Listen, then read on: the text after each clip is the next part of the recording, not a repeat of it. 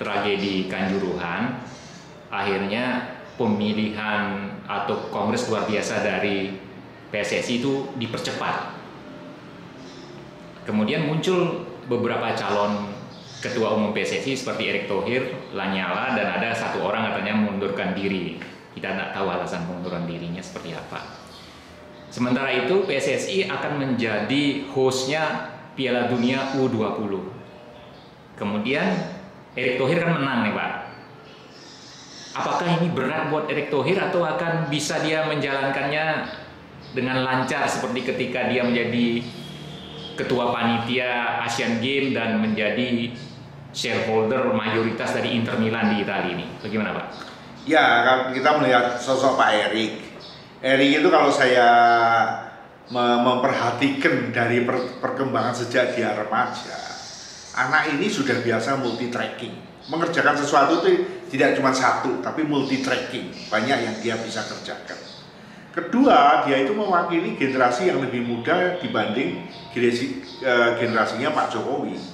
Sehingga ini memang eranya sekarang ini mengharapkan bahwa PSSI yang sudah terlalu kuno dengan permainan yang kuno ini harus diperbaiki kalau mau pentas dunia. Nah, Erick Thohir mempunyai rekam jejak internasional yang kuat dalam hal sport. Bagaimana dengan Inter Milan, bagaimana dengan membesarkan klub kecil, bola basket atau bola yang lain, sehingga jaringan Pak Erick ini adalah jaringan sport internasional. Dan Pak Erick very strong di dalam manajemen. Sehingga pertanyaannya Pak nanti, bagaimana dengan jabatan menteri, bagaimana dengan ini? Kembali, Pak Erick adalah orang multi-track. Kerjanya tidak satu, tetapi multi-track. Sehingga yang diandalkan Pak Erick adalah apa? Kemampuan manajemen. Memilih orang dengan aturan main yang jelas, dengan SOP yang jelas.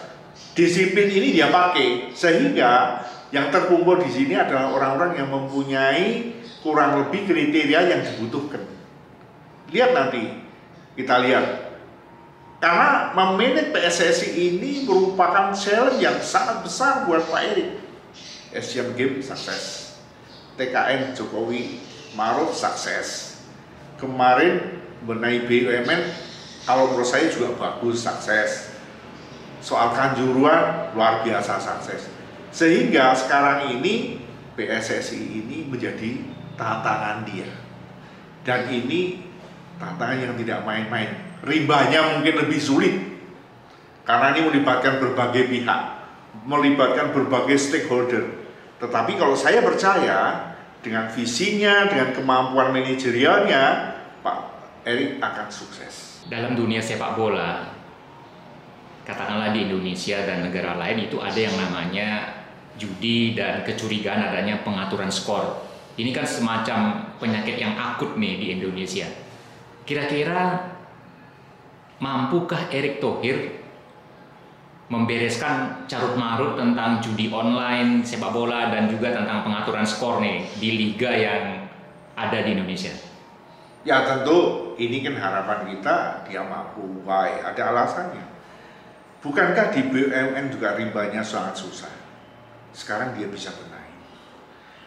Judi di dalam bola itu bukan hanya lokal, itu juga sampai ke Singapura, sampai ke Makau, sampai bahkan mungkin dunia untuk mengatur itu. Siapa sih yang diatur? Kan orang-orang juga. Nah, dia akan mampu untuk mengendalikan orang-orang ini. Contoh sekarang statement, ayo kita ada sarasian bola. Maunya pemain itu apa sih? Maunya pelatih itu apa sih? Maunya pihak ini apa? Ngomong di situ. Tuangkan dalam satu komitmen dan semua tanda tangan. Ini salah satu cara untuk menetaskan hitam putihnya, landasannya. Nah, implementasi ke sana pasti caranya banyak. Orang namanya menjerat itu kan apakah nanti bisa dengan kasus hukum atau dengan kasus kepentingan. Kalau kepentingan ya kepentingannya dipotong. Nah, sejauh Pak Erick sendiri itu setahu saya bersih dan kokoh, terus kemudian manajemennya ini juga bersih dan kokoh, saya yakin kenapa tidak? 100% mungkin tidak ya, karena di dunia ini masih ada kayak gitu. Tapi mungkin agak di luaran, tidak terlalu masuk masuk mengkooptasi, umpamanya pertandingan gajah, sepak bola gajah sekarang nggak akan terjadi lagi.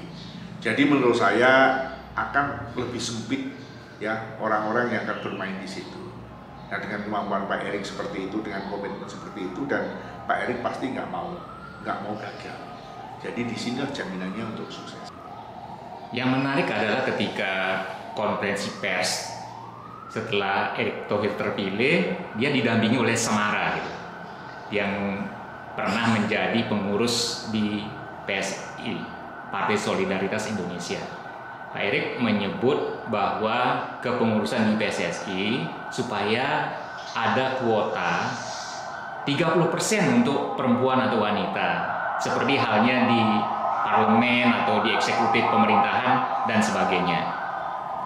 Kenapa Pak Erick Thohir juga pingin nih ada kuota 30% dalam kepengurusan PSSI? Jadi seperti dijelaskan dalam banyak case ya, melibatkan wanita itu probability suksesnya itu kemudian lebih besar dibanding kebanyakan laki. Karena kalau wanita itu benar profesional segala macam ya, kita lihat aja di BI sekarang wanita, terus ini perpindahan eksekutif di IKN aja kan ada wanita segala macam. Wanita menurut pendapat atau opini saya itu kalau profesional tidak mudah juga untuk di-playing ya, diajak korupsi, diajak membelok sistem dan lain sebagainya. Wanita-wanita itu kan jadi pager, Pak.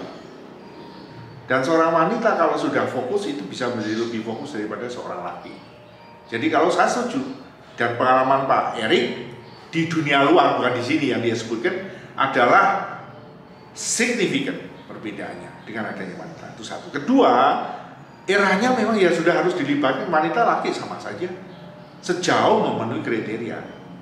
Samara mungkin agak gigu di politik, lebih baik fokus yang lain seperti PSSI, it's good. Setidaknya tidak menjadi rusak negara, tapi akan memperkokoh negara. Dengan apa? Dengan sepak bola. Dan ingat, nanti juga sepak bola wanita itu juga luar biasa. Kalau orang seperti Samara terus menggandeng orang-orang yang luar biasa di bidang pengabdian olahraga semacam ini, saya yakin Indonesia ini makin baik dan makin baik, sehingga nanti bisa dipetik mungkin setelah 5 tahun dan lain sebagainya.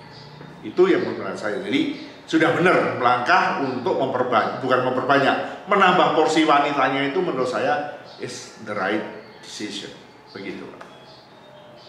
Terima kasih, Pak.